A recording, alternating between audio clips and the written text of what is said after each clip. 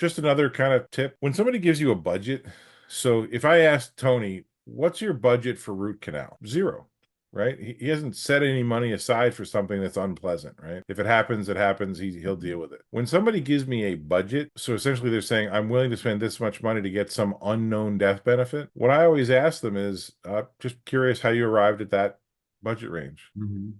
So before you kind of take an order of, oh, I have this much to work with, I want to know where he's coming from with that number, because it's not based on providing a certain amount of income or cash flow. It's based on his willingness to give up 250 to 500 a month. Right. What if that's 50% of what his family needs? Mm-hmm. And so that's what I would tell him. So, I often have people, start the conversation with something like that, which is perfectly fine. But I'm just curious how you arrived at that number. And would you be open to me doing some analysis for what you actually want to do in terms of providing your wife the stability of the household, and retaining the shelter and being able to put food on the table and everything, and then how do you want this to impact your kids from a standpoint of college and all. Really, really combat in your practice the, ooh, somebody asked me for life insurance and they're giving me a premium to work with, and let me give him some numbers. Mm-hmm. Almost run away in the other direction and ask them enough questions.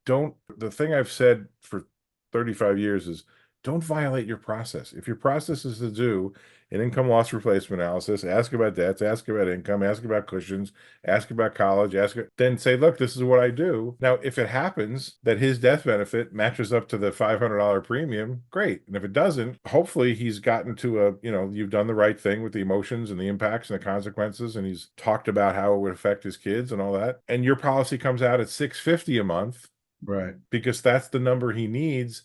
He's gonna be like, well, I was originally thinking 500, but I really, is there anything you would change in how we ran through the numbers? No, it sounds like the right number. This is what it costs. Yeah.